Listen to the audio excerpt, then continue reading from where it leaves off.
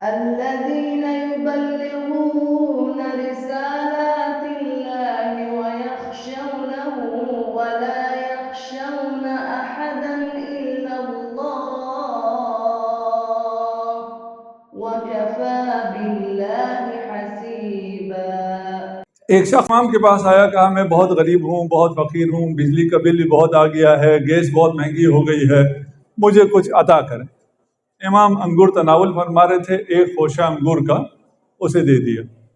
اس نے خوشہ انگور لیا، کہا مولا میں نے تو کہا تھا میرے پاس بجلی کا بل دینے کو نہیں ہے، مکان کا کرایہ دینے کو نہیں ہے، گیس کا بل بہت آ گیا، یہ انگور کا خوشہ میں کیا کروں گا؟ امام نے اس کو جواب نہیں دیا، وہ محفل کے کنارے جا کے بیٹھ گیا۔ دوسرا بندہ آیا، اس نے کہا میں آپ کی زیارت کے لیے آیا ہوں، سلام کیا، امام آپ کتنے مہربان ہیں، آپ نے مجھے اپنی زیارت کا شرف بخشا۔ امام نے ایک دانہ انگور کا توڑ کے اسے دے دیا۔ اس نے کہا امام آپ کا بہت شکریہ، میں تو آپ کی زیارت کے لیے آیا تھا، آپ نے مجھے ہدیہ بھی دے دیا، یہ انگور کا دانہ میں لے جاؤں گا، گلاس میں ڈالوں گا، پانی متبرک کروں گا، اپنے پورے گھر والوں کو متبرک پانی پلاؤں گا۔ امام نے خوشہ عنایت فرما دیا۔ وقت کم ہے تو میں مختصر کر رہا ہوں۔ اس نے مزید شکریہ ادا کیا۔ امام نے وہ باسکٹ جو تھی انگور کی، وہ پوری کی پوری اس سائل کو دے دی۔ اس نے مزید شکریہ ادا کیا۔ امام نے فرمایا کاغذ قلم لے کے آؤ۔ تحریر فرمایا یہ انگور جس باغ کے ہیں، یہ باغ اس کا ہوا۔ اب آپ اتنے خوش ہو رہے ہیں تو وہ کتنا خوش ہوا ہوگا۔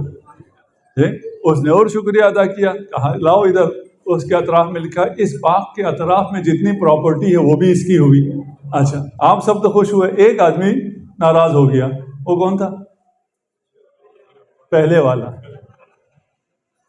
اس نے کہا مانگا میں نے تھا امام، ضرورت مجھے تھی، یہ تو بار بار کہہ رہا تھا مجھے کوئی ضرورت ہی نہیں ہے، میں تو آپ کی زیارت کے لیے آیا تھا، اسے سب کچھ دے دیا، مجھے کچھ بھی نہیں دیا۔ لکھا لئن شکرتم لأزیدنکم، لئن شکرتم اگر تم شکر کرو، لأزیدنکم میں تمہیں زیادہ کر دوں گا۔ اگر تم بڑھ گئے تو تمہاری روزی بھی بڑھ جائے گی، تمہارا صحت بھی بڑھ جائے گی۔ تو یہ جو آغرین نے کہا نا محاسن کلام ہم نہیں پہنچا رہے، وجہ کیا ہے؟ اس لیے کہ ہم بڑے نہیں ہیں۔ اگر ہم بڑھ جائیں، ہم میں حسن فعلی کے ساتھ حسن فاعلی بھی آ جائے تو ہم محاسن کلام ائمہ کو آگے پہنچا سکتے ہیں۔